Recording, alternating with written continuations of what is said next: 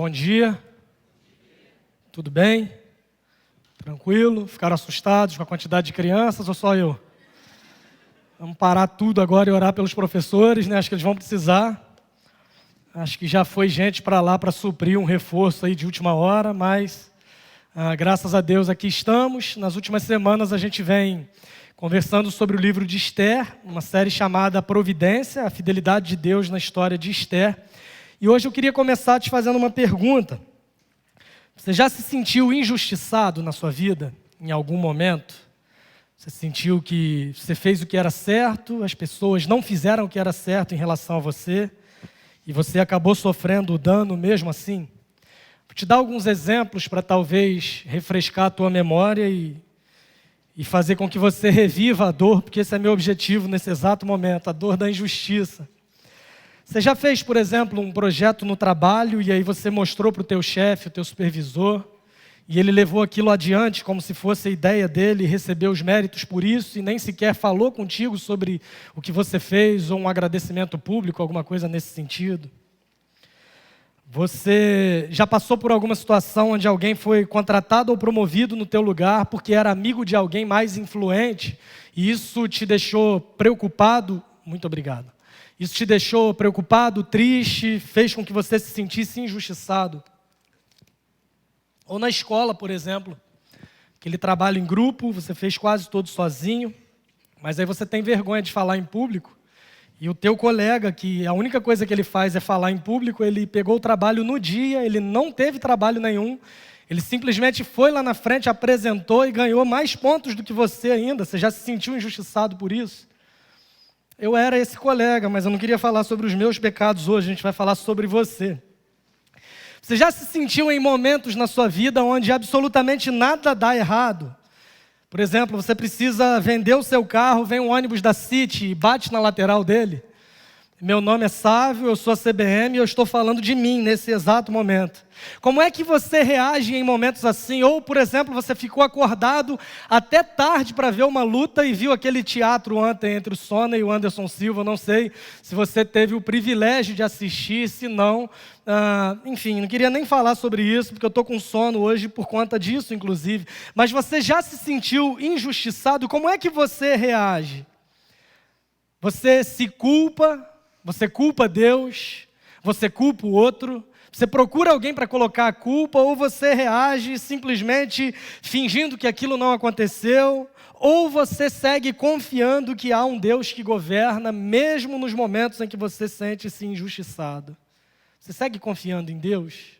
Ou você permite que o desespero ocupe o trono que está no centro do teu coração? O texto de hoje, ele traz um cenário injusto sob muitas perspectivas, mas eu penso que ainda assim ele tem muito a nos ensinar. Eu convido você a abrir a sua Bíblia no livro de Esther. Espero que você saiba a essa altura, que é no livro de Esther. A gente vai ler hoje o capítulo 2, o finalzinho dele. Semana passada nós paramos no verso 18. Então hoje a gente vai começar de qual versículo? 19, a igreja mais inteligente que eu conheço na minha vida. Verso 19, a gente vai ler até o 23 nesse momento, mas hoje nós vamos percorrer também todo o capítulo 3, então vou pedir, fica tranquilo, são só 15 versículos. A gente vai ler esse final do capítulo 2 e também todo o capítulo 3. Nesse primeiro momento, só esses versos. Mas, por favor, mantenha sua Bíblia aberta, porque a gente vai caminhando por cada um desses versículos. Esther 2, 19 a 23. O texto diz o seguinte: quando as virgens foram reunidas pela segunda vez, Mardoqueu estava sentado junto à porta do palácio real. Esther havia mantido segredo sobre seu povo e sobre a origem de sua família, conforme a ordem de Mardoqueu, pois continuava a seguir as instruções dele, como fazia quando ainda estava sob sua tutela. Um dia, quando Mardoqueu estava sentado junto à porta do palácio real, Bigtã e Teres, dois dos oficiais do rei que guardavam a entrada, estavam indignados e conspiravam para assassinar o rei Xerxes. Mardoqueu, porém, descobriu o plano e o contou à rainha Esther, que por sua vez passou a informação ao rei em nome de Mardoqueu. Depois de investigada a informação e descobrindo-se que era verdadeira, os dois oficiais foram enforcados. Tudo isso foi escrito nos registros históricos na presença do rei. Vamos orar? Feche seus olhos se você puder. Deus, louvamos pela Tua palavra lida. Pedimos ao Senhor que fale conosco por meio do Teu Espírito Santo que habita em nós. Nos ajudando a compreender a verdade da Tua palavra, nos capacitando a aplicar essa verdade à nossa vida, a fim de que a gente honre o Senhor com o nosso proceder. Nos ajude a enxergar para esse texto e perceber que num cenário de injustiça, como é o cenário que nós vivemos por vezes, ainda assim nós podemos confiar que há um rei regendo as circunstâncias, governando sobre elas, e que esse rei, que é o Senhor, fale aos nossos corações, nos trazendo calma, tranquilidade e paz, mesmo nos cenários injustos em que a vida apresenta para nós. Nós oramos assim, pedindo isso no nome de Jesus. Amém. Esse trecho que nós lemos, então, ele é o final do capítulo 2, e a gente percebe aqui, esse trecho que nós acabamos de ler, ele está mais conectado, por isso na semana passada nós paramos no 18, com Esther sendo coroada, com a festa da coroação de Esther para todo o Império Persa. Esses versos que nós acabamos de ler, eles estão um pouco mais conectados com os versos que vêm a seguir. Então nós poderíamos dizer que esses versículos que nós acabamos de ler, eles fornecem uma espécie de preparação para o cenário que vem adiante. Então, Esther, capítulo 2, entre os versos 19 e 23, nós percebemos a preparação para o cenário que vem a seguir. Nas semanas anteriores, nós vimos uma festa sendo promovida pelo rei. Nessa festa, ele manda chamar a rainha, uma mulher chamada Vasti, e essa mulher não o obedece. Por conta disso, ela é deposta da sua função e, para o seu lugar, Esther é coroada, ela é a nova rainha da Pérsia. Existem muitos outros detalhes envolvidos, mas eu queria te dar duas opções. A primeira é assistir os sermões no nosso canal do YouTube, ou no nosso aplicativo, e a segunda opção é tomar vergonha e parar de faltar ao culto, porque você vai saber de tudo que vai acontecer ao longo desse livro, porque a gente vai percorrendo todos os versos. Mas esse trecho que nós acabamos de ler, ele traz alguns pontos que são importantes. Um dos pontos importantes que nós destacamos é que Esther, a essa altura, ainda não tinha revelado a qual povo ela pertencia. Esse texto que nós acabamos de ler vai nos dizer que Esther, no verso 20, Esther havia mantido segredo sobre o seu povo e sobre a origem da sua família. Ela é a rainha da Pérsia. Ela é uma mulher judia. Mas o rei não sabia sobre isso porque ela havia mantido segredo segundo as instruções do seu primo, esse homem chamado Mardoqueu. Esse trecho vai dizer que houve uma segunda reunião das virgens, nós não temos muitos detalhes aqui sobre isso, e Mardoqueu, ele estava sentado à porta do palácio. São os detalhes desse cenário que o autor do livro de Esther vai nos apresentar a essa altura. Outro dia, Mardoqueu está sentado de novo, e essa é outra informação que nós temos aqui nesse trecho, é que Mardoqueu ele gostava de ficar sentado à porta do palácio. Mas isso é uma informação importante, porque ali era um lugar importante. Negociações comerciais eram feitas naquele local. Não era qualquer pessoa que tinha acesso à porta do palácio, de modo que os estudiosos historiadores vão nos dizer que Mardoqueu era uma espécie de funcionário público naquele contexto. Por isso aquele homem estava sempre por ali. Por isso ele tinha acesso ao palácio. Por isso a gente viu nas semanas anteriores que ele caminhava perto do harém das virgens, porque ele tinha uma espécie de entrada ali no palácio.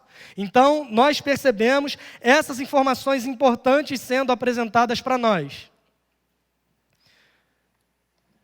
Essas informações sendo apresentadas para nós. Um dia, Mardoqueu está sentado mais uma vez à porta do palácio, e aí 2 oficiais do rei, que guardavam a entrada do palácio, eles bolaram um plano, e esse plano era: nós vamos assassinar o rei Xerxes. Mardoqueu descobre o plano, e o que ele faz? Ele avisa a Esther, que por sua vez fala com o rei que Mardoqueu havia descoberto o plano. Gente fofoqueira não é exclusividade do nosso tempo, a gente percebe isso acontecendo desde a época do Império Persa, mas a essa altura, a delação de Mardoqueu foi premiada muito mais à frente, a gente vai ver isso, mas é Deus, de certo modo, movendo as circunstâncias para que o seu plano fosse executado em favor do seu povo. O texto segue e vai dizer que eles vão investigar essa informação. Mardoqueu está dizendo isso por qual razão? Será que ele quer ganhar alguma coisa do reino? Será que ele está inventando isso? Será que ele está com algum problema pessoal com esses 2 oficiais e ele quer que os oficiais sejam assassinados? Então a gente vai investigar, vai averiguar para ver sobre essa informação, e quando eles constatam que era verdade, eles descobrem que de fato Bigtan e Teres, esses 2 oficiais, estavam bolando um plano, estavam conspirando para assassinar o rei. Eles são condenados à pena capital. O texto vai dizer que eles são enforcados. Em outras versões também, as mais antigas especialmente, vai dizer que eles foram empalados. Se você não sabe o que é empalado, enforcado é melhor. Eu quero te dar essa certeza.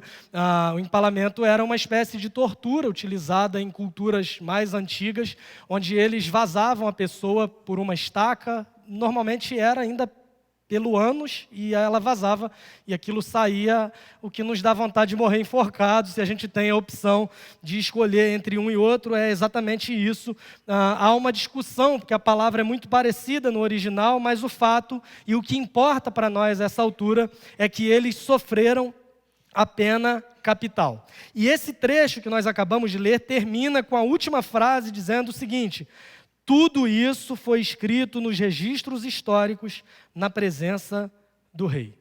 Guarde essa informação, que Mardoqueu descobriu esse plano, que ao descobrir esse plano ele conta para Ester, que conta para o rei, e aí os oficiais que estavam conspirando para assassinar o rei, eles são levados à pena capital, eles são mortos por conta dessa conspiração. E o texto vai terminar dizendo que tudo isso foi escrito nos registros históricos na presença do rei. Essa informação não é uma informação aleatória, mas ela vai amarrar alguns pontos lá na frente, especialmente no capítulo 6, que será pregado no dia 7 de julho. Então esteja aqui na igreja no dia 7 de julho, que a gente vai pregar o capítulo 6 de Ester, e a gente vai relacionar essa informação que está sendo apresentada agora com o que vai acontecer. Mas por hora, nós temos aqui a preparação de um cenário que aponta para o próximo capítulo, que é o capítulo 3, onde nós lemos sobre uma promoção. Capítulo 3, versos 1 a 4, vão nos dizer o seguinte: depois desses acontecimentos, o rei Xerxes honrou Amã, filho de Hamedata. Parece empresa de informática, né? Hamedata Soluções Informáticas. Filho de Hamedata, descendente de Agag, promovendo-o e dando-lhe uma posição mais elevada do que a de todos os demais nobres. Todos os oficiais do palácio real curvavam-se e prostravam-se diante de Amã, conforme as ordens do rei. Mardoqueu, porém, não se curvava nem se prostrava diante dele. Então os oficiais do palácio real perguntaram a Mardoqueu: por que você desobedece à ordem do rei? Dia após dia eles lhe falavam, mas ele não lhes dava atenção e dizia que era judeu. Então contaram tudo a Amã. Gente fofoqueira não é exclusividade dos nossos tempos, para ver se o comportamento de Mardoqueu seria tolerado. Então, depois desse cenário preparado, dizendo que Mardoqueu descobre uma conspiração contra o rei, ele leva para Ester, o rei sabe sobre isso, e o texto vai começar dizendo que depois desses acontecimentos, o rei Xerxes honrou Amã. Talvez o autor está nos levando a pensar que essa é mais uma ironia nessa história. Porque o autor havia acabado de narrar como Mardoqueu salvou a vida do rei. Mas outro homem, um homem chamado Amã, ele é honrado e promovido. O autor está nos induzindo a pensar que houve uma injustiça ali. E quando nós olhamos, pelo menos num primeiro momento, aparentemente aconteceu mesmo. É esperado que esse homem chamado Mardoqueu, depois de salvar a vida do rei, ele seja reconhecido por isso. Aliás, o rei Xerxes, ele tinha esse hábito de honrar as pessoas que faziam coisas boas para o seu império. Os historiadores vão dizer, por exemplo, que alguns oficiais, com alguns feitos de guerra que eram notáveis, aquele homem descobria qual era o nome desse oficial quando, sei lá, ganhava uma batalha que estava contra muitas outras pessoas. Ele tinha um feito notável ali no meio da guerra. Ele pegava o nome daquele oficial, ele apresentava para os cartórios que havia no Império Persa, e aquele nome não poderia ser dado mais para nenhuma criança, que era uma espécie de honraria para aquele, assim como fazem com camisa de futebol. Quando aposentam uma camisa de um jogador de futebol que foi muito importante e não se usa mais aquela camisa em homenagem àquele jogador, ele tinha esse costume. Ou, por exemplo, ele fazia com que essas pessoas que faziam coisas notáveis para ele não pagassem mais impostos. Eles tinham perdão dos impostos, tanto essa pessoa quanto todos os seus familiares. Então nós esperamos, ainda mais sabendo um pouco mais sobre os hábitos desse homem, que com o fato de Mardoqueu ter descoberto essa conspiração e avisado, esse homem chamado Mardoqueu deveria ser honrado, mas ele honra, ele promove, ele faz com que todas as outras pessoas no império se curvem diante de Amã.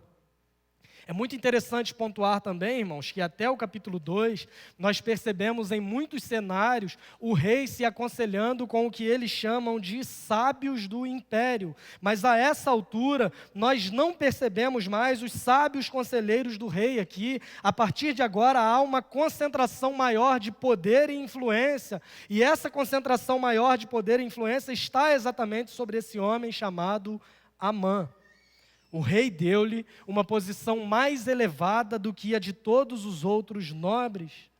Ele se tornou o segundo homem mais importante em todo o império. Todos se curvavam diante dele em sinal de respeito e reverência, exceto Mardoqueu. E o texto vai nos dizer que os oficiais do palácio sempre perguntavam a Mardoqueu sobre isso. Até o ponto que ele passou a não dizer absolutamente nada, ele passou a ignorá-los. A única coisa que ele dizia é a seguinte: eu não me curvo diante de Amã, porque eu sou judeu. Mardoqueu, o homem que se identificava apenas pelo seu nome persa, agora ele está deixando claro para os oficiais do rei que ele pertencia ao povo da aliança. Esse homem que estava assimilado pela cultura persa, de modo que o seu nome persa era a única coisa que importava nas suas apresentações. Ele está deixando claro agora para os oficiais do rei que ele pertencia ao povo de Deus, que ele pertencia ao povo do Senhor. Senhor é esse que tem compromisso com o seu povo, porque tem uma aliança com esse mesmo povo. Antes tarde do que nunca, Mardoqueu. E com isso, ele está desobedecendo uma ordem do rei, o que é algo incoerente em certo sentido. Ele salvou a vida do rei, mas agora ele o desobedece. Se a gente for pensar, faria mais sentido ele obedecer. Ele já salvou a vida do rei, agora ele vai obedecer. Ou se ele não quisesse obedecer o rei, ele também não teria alertado sobre essa conspiração. É muito provável que ele está magoado pelo fato de que Amã foi honrado em detrimento dele mesmo. Pode ser também que ele tenha acordado para a realidade de que, embora ele estivesse exilado na Pérsia, ele pertencia ao povo de Deus. E o que é mais interessante é que as razões exatas para esse gesto de Mardoqueu nós não sabemos. E essa é uma das coisas que me fascina no livro de Esther. Não há uma demarcação muito clara aqui sobre quais personagens são heróis ou vilões. A história do livro de Esther é meio parecida com a vida. É gente boa que erra também. É gente ruim que sem querer faz o bem ou que vez por outra acerta. Aliás, alguém vai dizer que até mesmo o relógio parado acerta 2 vezes por dia. Não sei se você já ouviu esse ditado, mas é mais ou menos assim que funciona a vida. O autor ele não tem a pretensão de dividir os personagens entre mocinhos e bandidos. Isso é curioso, isso é interessante, mas isso dá um trabalho também, porque à medida que a gente vai estudando o livro e pega alguns comentários para ler, e pega algumas literaturas de apoio, e vai ouvir outros sermões de outros pastores sobre esses mesmos textos, a gente fica meio perdido. Nesse trecho, por exemplo, eu vi alguns dizendo que Mardoqueu simplesmente está chateado, magoado, e que ele está colocando para fora ali esse sentimento de injustiça, ele é alguém amargurado. E aí você pega outro livro e ele vai dizer que Mardoqueu finalmente ele se atentou, que ele pertencia ao povo da aliança de Deus e ele está demonstrando a sua identidade. Diante dessa confusão eu venho dizer para os irmãos que eu não sei o que se passava no coração de Mardoqueu. O que eu sei é o que está escrito no texto. E quando a gente olha para o texto, a gente vai percebendo alguns detalhes, alguns fatos, mas a motivação do coração é algo que a gente não consegue discernir. A gente consegue avaliar uma coisa ou outra, a gente sabe que alguns frutos eles vão comprovar o que há no coração daquele homem, mas o autor não deixa muito claro para nós, e eu penso que é intencional, porque exatamente do mesmo modo acontece na vida. A gente reconhece alguns fatos, algumas coisas boas, mas a gente é incapaz de avaliar o coração.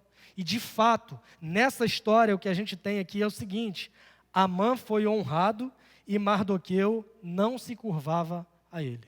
Seja por um motivo, seja por outro, o que nós podemos afirmar desse texto é que Amã foi honrado e Mardoqueu, ele não se curvava a ele. Até que Amã, influenciado então por esses oficiais do palácio, ele vai bolar um plano. E isso está entre os versos 5 e 6. Quando Amã viu que Mardoqueu não se curvava nem se prostrava, ficou muito irado. Talvez ele tivesse um problema na coluna. Tem um pastor aqui na igreja, que não sou eu e nem é Flávio, mas eu não vou falar o nome, que ele não consegue se dobrar, porque ele tem alguns problemas. Ele não consegue esticar o braço, ele não consegue esticar a perna, ele não consegue dobrar o corpo e ele toca a bateria. Eu não vou falar com vocês quem é. Talvez o problema de Mardoqueu era esse, a gente não sabe, mas ele não se curvava, nem se prostrava, e Amã ficou muito irado. E aí nós chegamos ao verso 6, contudo, sabendo quem era o povo de Mardoqueu, achou que não bastava matá-lo.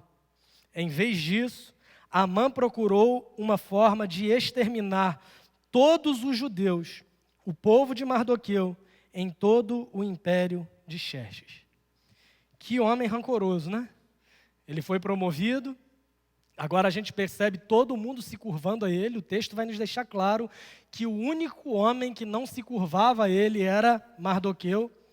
E ao ser influenciado ali pelos sábios, pelos oficiais, ele decide que não bastava simplesmente matar Mardoqueu, mas ele vai descobrir quem é o povo de Mardoqueu, e ele queria exterminar todo o povo judeu. É um plano genocida contra o povo de Deus. Agora, qual a razão para tanto ódio? Parece não fazer sentido e realmente não faz se a gente lê aqui sem prestar muita atenção em detalhes. E aí a gente precisa voltar a um detalhe que eu pulei de propósito no verso 1, que diz o seguinte: depois desses acontecimentos, o rei Xerxes honrou Amã, filho de Hamedata. É engraçado que tem alguns nomes na Bíblia que a gente não vai saber direito a pronúncia, se é Hamedata, Hamedata. Então eu vou ensinar um segredo para vocês quando a gente se depara assim. Você lê com convicção que mesmo se você estiver errado, todo mundo vai achar que você sabe. Então, Amã, filho de Hamedata, descendente de Agag, promovendo e dando-lhe uma posição mais elevada do que a de todos os demais nobres. Amã era filho de Hamedata e ele era descendente de Agag. Você precisa voltar um pouco no tempo comigo na história do povo de Israel. O povo foi levado cativo para o Egito, e quando o povo de Israel sai, liderado por Moisés lá, muito tempo atrás, eles estão caminhando em direção à terra prometida. Os primeiros inimigos que eles encontram nesse caminho são os amalequitas. Deus então diz para eles que eles deveriam lutar contra esses homens, que eram os amalequitas, e Josué, que era um dos líderes àquela altura, ele luta contra eles. E essa batalha contra os amalequitas, se você conhece um pouco da história lá dos 5 primeiros livros da Bíblia, é uma batalha onde, enquanto Josué estava lutando, Moisés estendia suas mãos. E enquanto as mãos de Moisés estavam estendidas, o povo de Deus estava vencendo a batalha. Só que o tempo ia passando, você já tentou ficar com a mão estendida por muito tempo? E Moisés ia cansando. E à medida que ele ia cansando, as suas mãos iam abaixando. Quando as mãos de Moisés estavam para baixo, o povo de Deus ia perdendo a batalha. E ele levantava a mão de novo e o povo voltava a vencer. Então o que eles fizeram? Arão e Ur ficaram segurando os braços de Moisés. Bom, se há o segredo para ganhar essa guerra é ter os braços de Moisés levantados, e a gente espera muito que ele usasse desodorante àquela altura, porque ele ficou a guerra toda com os braços levantados. Se o segredo é esse, nós vamos colocar alguém aqui segurando os braços de Moisés, e é exatamente isso que eles fazem. Depois algum engenheiro teve uma ideia e falou assim, bom, para não ocupar também 2 pessoas com isso, vamos colocar aqui uma pedra debaixo dos braços de Moisés, e ele fica lá com os braços estendidos, e Josué derrota os amalequitas. Eu não sei quanto tempo depois ele conseguiu abaixar o braço, mas o que a gente sabe a essa altura é que eles vencem os amalequitas, e Deus diz para Moisés naquela ocasião que os amalequitas seriam esquecidos para sempre, porque eles se levantavam contra o povo da aliança do Senhor. Algum tempo se passa, Israel caminha em direção à terra prometida, o período dos juízes é inaugurado, mais um tempo se passa, e Israel agora tem o seu primeiro rei, um homem chamado Saul. No primeiro livro de Samuel, no capítulo 15, Deus manda Saul atacar os amalequitas para que o seu plano fosse colocado em prática agora, e Saul deveria matar todas as pessoas, destruir tudo o que eles possuíam, pois o Senhor os estava punindo pelo que eles fizeram lá no Egito. Se o teu pensamento é, será que é justo Deus fazer isso? A gente conversa outra hora, porque a gente não vai ter tempo para falar sobre isso. Por hora, é fato que Deus deu essa ordem para eles. E Saul vai para a batalha, sabendo que deveria matar tudo, todos, destruir tudo, mas ele poupa o melhor que havia nos rebanhos, e ele poupa a vida também do rei dos amalequitas. E quando ele é questionado sobre isso, ele vai dar a desculpa para Deus, dizendo, Senhor, eu fiz isso para sacrificar para o Senhor os melhores animais que eles possuíam. Nós somos bons, irmãos, em fazer como Saul às vezes. Desobedecer a Deus e encontrar razões piedosas que justifiquem a nossa desobediência. A resposta de Deus para Saul foi muito clara. É melhor obedecer do que sacrificar. Eu prefiro que você me obedeça do que você apresente sacrifícios para mim. E nesse exato momento, Deus rejeita Saul como rei. Você se lembra que Mardoqueu era da linhagem de Saul? Você sabe quem era o rei dos amalequitas a essa altura? Agag. Nós estamos falando sobre Amã, filho de Hamedata, descendente de Agag. E por outro lado nós temos Mardoqueu, que era da mesma linhagem de Saul. Deus levanta um profeta então, chamado Samuel, ele vai até Saul, ele comunica que Saul foi rejeitado pelo Senhor. E o texto vai dizer um negócio muito interessante, que Samuel pegou uma espada e com ela despedaçou Agag diante do Senhor. Olha que bênção que aconteceu naquele momento. Uma ordem do Senhor foi obedecida pelo profeta Samuel.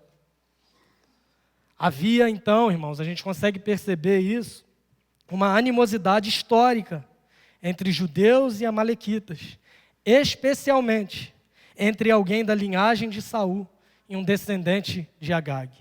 Por essa razão a gente percebe, por que Mardoqueu não se curvava diante desse homem? Será que é porque ele estava querendo honrar o Senhor e não se curvar diante de homem algum? Não. Prostrar-se nesse contexto era um sinal de respeito, não era um sinal de adoração. Algo comum ainda hoje em culturas orientais. Você já viu alguma luta de karatê? Que para lá um na frente do outro, judô, acho que é judô, sei lá, nas Olimpíadas a gente vê isso, né? Para e fica se curvando. Em culturas orientais isso é uma demonstração de respeito até os dias de hoje. Nós percebemos que a razão para isso talvez seja essa animosidade.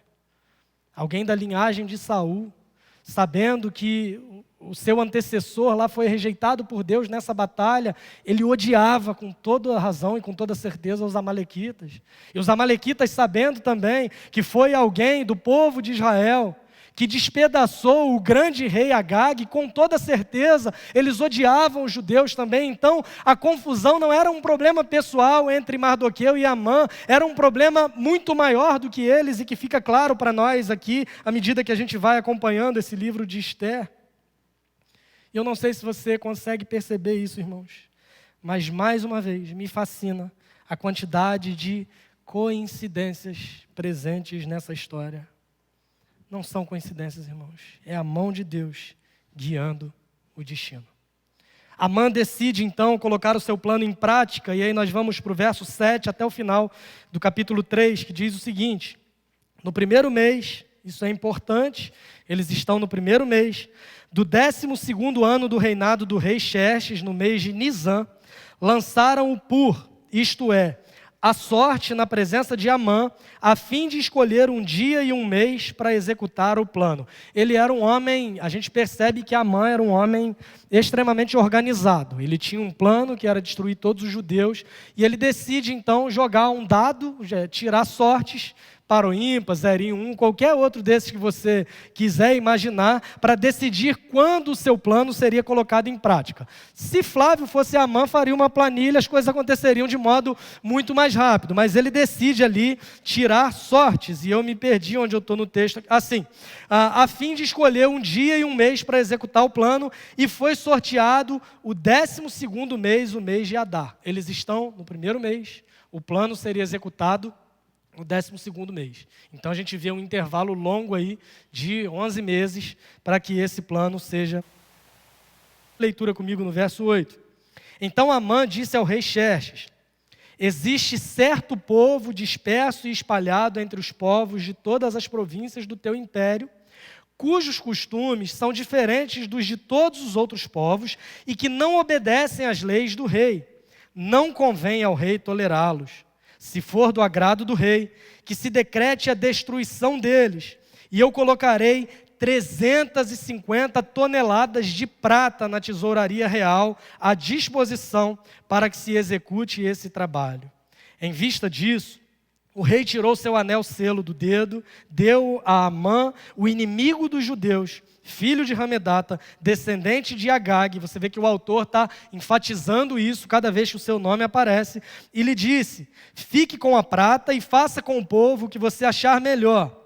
Assim, no 13º dia do primeiro mês, os secretários do rei foram convocados. Amã ordenou que escrevessem cartas na língua e na escrita de cada povo aos sátrapas do rei, aos governantes das várias províncias e aos chefes de cada povo.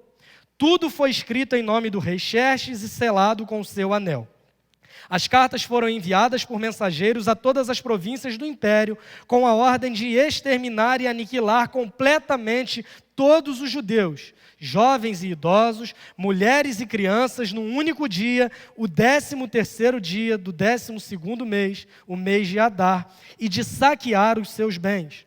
Uma cópia do decreto deveria ser publicada como lei em cada província e levada ao conhecimento do povo de cada nação, a fim de que estivessem prontos para aquele dia. Por ordem do rei, os mensageiros saíram às pressas e o decreto foi publicado na cidadela de Suzã.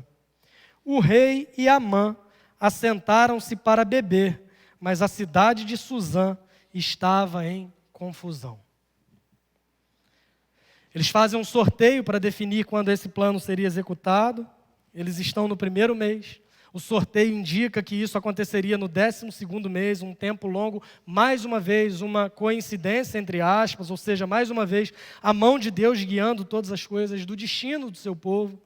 E é interessante que Amã, ele era o segundo homem do império, mas ele não tinha autoridade para decidir isso sozinho.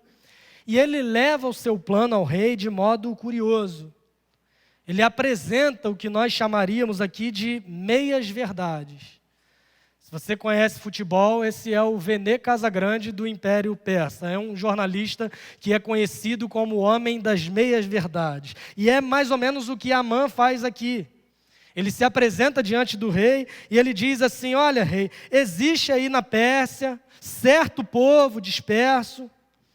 Ele dá a informação correta, mas ele omite qual é o povo e ele faz isso de modo indireto. Igual a gente quando vai dar indireta nas redes sociais, sabe? Olha, certas pessoas, certo povo que faz isso. Eu já falei para vocês que eu não faço isso porque eu não sou igual a certas pessoas. Mas é o que ele está fazendo aqui. Ele está dando a informação correta, mas de um modo meio indireto. Ele está omitindo qual povo é e ele continua dizendo: cujos costumes são diferentes dos costumes de outros povos, mais ou menos. Porque embora eles sejam judeus, eles estão na Pérsia há algum tempo, e até os nomes persas estão sendo usados em primeiro lugar ao invés dos nomes judeus. Mas ele continua, que não obedecem às leis do rei. Ele está forçando a barra aqui.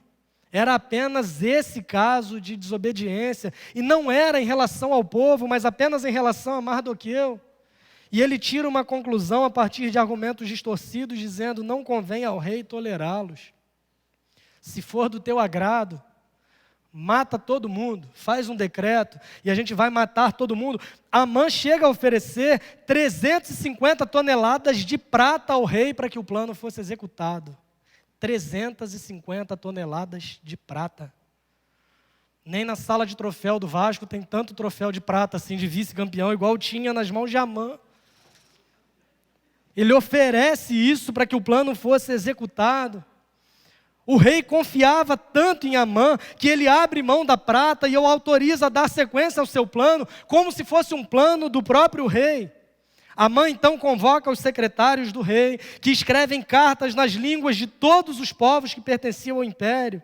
Essas cartas, elas são enviadas e elas trazem instruções muito claras e bem definidas de que no 12º mês todos os judeus seriam mortos, homens, mulheres, idosos e crianças. E que, além disso, todos os seus bens seriam saqueados. Uma cópia do decreto foi publicada como lei em cada província. Os mensageiros saíram, então, para levar essa notícia adiante. Uma grande confusão na cidade de Suzã. E Amã e o rei Xerxes se reúnem para beber. Me fascina também a capacidade que bêbados têm de ignorar qualquer confusão para apreciarem uma bebida. Não sei se você já viu esses vídeos que a gente vê em rede social. Às vezes o cara invade um bar, assim, uma lanchonete para assaltar, e aí tem alguém bebendo, todo mundo se joga no chão e tal, e o cara que está bebendo ali, ele continua tranquilo. Ele não se preocupa. É mais ou menos o que Amã e Xerxes estão fazendo. Para eles, só importava curtir a vida, aproveitar a vida. Para Amã, era a execução do seu plano que estava em jogo. Ia ser colocada em prática essa brilhante ideia que ele teve de se levantar contra o povo de Deus. O que vai acontecer então?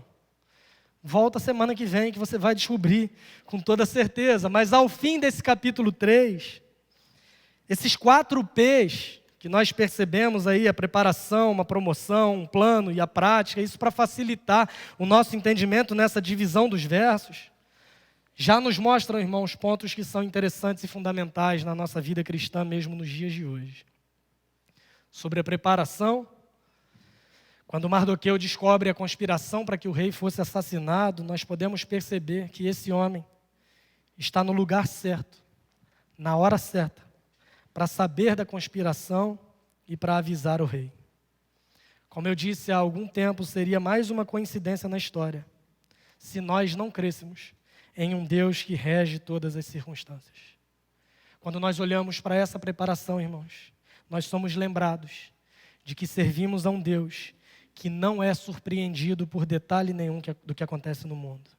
Nós somos lembrados que nós podemos confiar em um Deus que não perdeu as rédeas da história. E o mesmo se aplica na história macro, de um modo geral, e o mesmo se aplica também nas nossas histórias individuais, assim como nós olhamos para esse texto. Deus está cuidando do seu povo, Deus está guiando o seu povo com quem ele tem um compromisso, mas as circunstâncias estão acontecendo na vida de Mardoqueu, na vida de Esther, na vida de Amã, na vida do rei Xerxes, esses personagens, na vida de Vasti, esses personagens que estão sendo apresentados, e nós percebemos em cada detalhe o plano de Deus sendo executado. Isso deveria, irmãos, encher o nosso coração de esperança. Nós servimos a um Deus que governa sobre as circunstâncias. Nós servimos a um Deus que não é surpreendido por absolutamente nada, mas que reina sobre todas as coisas. Como isso deveria moldar a nossa vida na prática? Simples.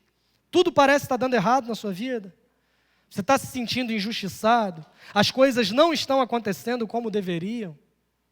Conhecer o final da história nos motiva a confiarmos no Senhor e descansarmos nele, porque apesar do cenário que a vida apresenta para nós, nós temos um Deus que segue reinando sobre todas as circunstâncias. Quando nós olhamos para essa promoção, Mardoqueu merecia essa promoção, ele trabalhou mais do que ninguém, ele teve um feito notável, mas quem foi honrado foi Amã. O que isso nos indica? Que a vida é injusta por vezes, irmãos. A gente não pode simplesmente afirmar aqui e dizer que se você está fazendo bem, tudo vai dar certo. Não. Se você olha para a vida, é gente que faz o bem se dando mal. É gente que faz o mal se dando bem. Mas quando a gente olha para todo esse cenário, a gente percebe também que nem mesmo as injustiças da vida estão alheias ao propósito daquele que as governa. Pelo contrário, as injustiças da vida estão servindo a um propósito maior daquele que reina sobre todas as circunstâncias. Deus tem um plano, irmãos.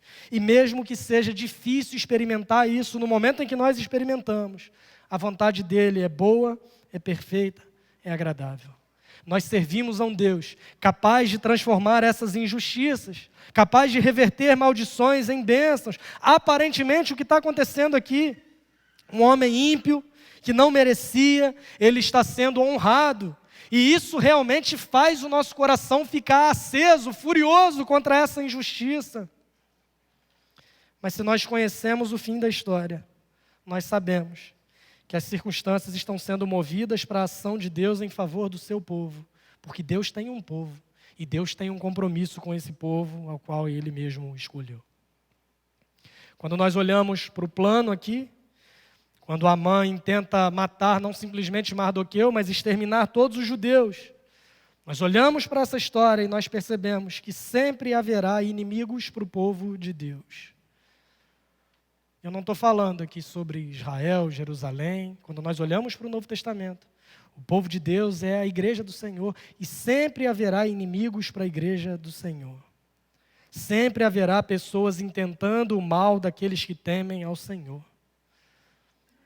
Mas saber o fim da história, irmãos, nos deixa cientes de que Deus cuida do seu povo, porque Deus tem um povo e Deus tem um compromisso com esse povo ao qual Ele mesmo escolheu. E quando nós olhamos para a prática, quando ele consegue convencer o rei Xerxes a colocar esse plano em prática, e eles estão comemorando que esse plano vai ser realizado, eles não sabem de nada do que vai acontecer. Se você conhece o livro de Esther, você sabe o que vai acontecer. Mas quando nós olhamos para esse plano, tendo autorização para que seja posto em prática, nós nos lembramos que na vida, irmãos, haverá momentos em que aparentemente os nossos inimigos estarão em vantagem. Aparentemente, a injustiça está triunfando sobre a verdade. Haverá momentos na vida em que a gente vai se questionar se vale a pena realmente continuar fazendo o que é certo. Porque a gente olha ao nosso redor e a gente vê pessoas fazendo coisas erradas e sendo promovidas por isso, sendo honradas por isso. E a gente se questiona se de fato vale a pena a gente fazer o que é certo, afinal de contas, não está dando certo fazer o que é certo. Há um profeta na Bíblia, chamado Abacuque. O pessoal diz que ele fazia biscoito, que o nome é Abacuque, mas eu acho que não faz muito sentido. Esse profeta começa o seu livro olhando para o cenário e dizendo assim: eu vejo injustiça por todo lado, eu vejo maldade por todo lado, eu vejo o mal triunfando sobre o bem, eu vejo coisas ruins, coisas horríveis acontecendo. E ele questiona o Senhor: aonde está o Senhor nisso tudo? Até quando, Senhor? E esse é o clamor que por vezes nós fazemos diante das injustiças do mundo, irmãos. Até quando? Guerras acontecendo, coisas horríveis nos noticiários todos os dias. Eu não sei se vocês têm o hábito de acompanhar, a gente acaba ficando por dentro do que vai acontecendo. Essa semana, os vídeos de um pai que abusou da filha internada numa UTI, não sei se vocês viram isso. Coisas horríveis acontecendo o tempo todo. E, de fato, a gente se pergunta: Senhor, até quando? E quando Abacuque faz esse mesmo questionamento para Deus, a resposta de Deus para Abacuque é: aguenta firme. Nova tradução na linguagem sábio, tá? Aguenta firme, que as coisas elas vão piorar ainda. Você está achando ruim? Se prepara, porque os babilônios que estão varrendo todas as nações em volta, aí, eles estão vindo ao encontro de vocês. Mas fique firme e saiba que o justo viverá pela sua fidelidade, ou o justo viverá pela fé. O mesmo texto usado por Paulo aos Romanos, mesmo texto usado por Lutero para embasar a reforma protestante. Abacuque estava desnorteado com tamanha injustiça e ora a Deus esperando que a situação se revertesse. Mas a resposta é: as coisas vão piorar. No capítulo 3, ele termina o seu livro dizendo: ainda que a figueira não floresça, nem haja frutos na videira, o produto da oliveira minta, nos currais não haja gado, os campos não produzam mantimento, as ovelhas sejam arrebatadas do aprisco. Ainda assim, ainda que tudo dê errado, ainda que a injustiça continue triunfando sobre a verdade, ainda que as coisas ainda piorem ainda mais, ainda que eu não consiga ver a solução para os problemas que estão me atormentando o tempo todo, ainda assim eu me alegrarei no Senhor e exultarei no Deus da minha salvação, porque o meu Deus é a minha rocha, é a minha fortaleza, Ele faz os meus pés como os da corça, Ele me faz andar em lugares altos. É meio sem sentido. Ele está revoltado, porque nada dá certo. Deus responde dizendo que as coisas iriam piorar. A resposta de Deus não traria naturalmente tranquilidade para o coração desse homem. Mas ele entendeu que o justo viverá pela sua fidelidade. A recompensa, irmãos, de vivermos como justos nesse mundo é o fato de podermos ser fiéis a Deus. A recompensa de procurarmos viver como justos nesse mundo é o fato de termos o próprio Deus do nosso lado. E ainda que as coisas estejam aparentemente dando errado, saber o final da história nos tranquiliza, porque Deus tem um povo e Ele tem um compromisso com esse povo que Ele mesmo escolheu. E talvez você diga: bom, parece que de fato tudo vai fazer sentido, mas eu não sei o fim da história de Esther, eu nunca li esse livro, eu não sei o que vai acontecer. Mas eu não estou falando sobre o fim da história de Esther. Eu estou falando sobre o fim da história de modo geral. E o fim da história como um todo, nós podemos saber, porque é o Evangelho que vai nos mostrar como as coisas começam e como as coisas terminam. O homem que foi criado perfeito, decidiu desobedecer o Criador, virando as costas para ele. Esse homem foi separado de Deus, e todos os que nasceram após Adão e Eva nasceram nessa condição de separação e inimizade em relação a Deus, de modo que nada que o homem fizesse iria restabelecer essa relação. O mal está aparentemente em vantagem sobre o bem. Mas é aí que entra o Evangelho. A boa notícia de que diante dessa impossibilidade, Deus mesmo se fez homem na pessoa de seu Filho. Ele viveu uma vida perfeita, ele atendeu às exigências da justa lei de Deus. Ele morreu assumindo a condenação daqueles que creem nele, e ele ressuscitou ao terceiro dia, vencendo a morte, garantindo a aceitação do seu sacrifício e garantindo perante Deus a aceitação daqueles que creem na sua vida, na sua obra e nessa mensagem. Esse mesmo Jesus garantiu que voltará e estaremos com ele eternamente, em um lugar onde não haverá luto, tristeza, dor, maldade ou injustiça. Que vivamos aqui, irmãos, como justos, não com uma justiça que nós mesmos somos capazes de produzir, mas com uma justiça que nós recebemos e nos apropriamos dela por meio da fé, nesse que é o verdadeiro Rei, o verdadeiro Senhor, e que fez tudo isso em nosso favor. É por causa dessa justiça de Cristo que nós nos apresentamos diante de Deus e podemos ser salvos. O apóstolo Paulo, em Romanos 5, vai escrever: justificados, pois, pela fé, temos paz com Deus. Nós que éramos seus inimigos, temos paz com Deus porque fomos justificados pela fé. Temos paz com Deus por meio do nosso Senhor e Salvador, Jesus Cristo. Eu quero chamar a banda aqui à frente, eu queria caminhar para os últimos pensamentos.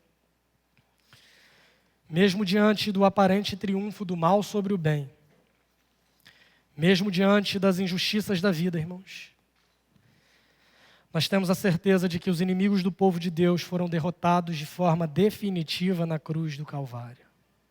Nessa mensagem se baseia a nossa vida e a nossa esperança. É por causa dessa mensagem que nós sabemos o final da história. E Deus não vai vencer o mal no fim de todas as coisas, não. O inimigo ele já foi derrotado na cruz do Calvário. E a vitória que Jesus conquistou na cruz nos é atribuída também por meio da fé. Como é que nós respondemos a isso? Nós não somos capazes de produzir essa salvação, mas nós a recebemos por meio da graça. Agora nós precisamos responder a isso, viver de um modo que traga esse reconhecimento ao que Cristo fez por nós. Não somos capazes de pagar, não somos capazes de retribuir, mas precisamos responder a essa graça que nos alcançou. Como é que a gente faz isso? Louvando o verdadeiro Rei, celebrando aquele que é o verdadeiro Rei.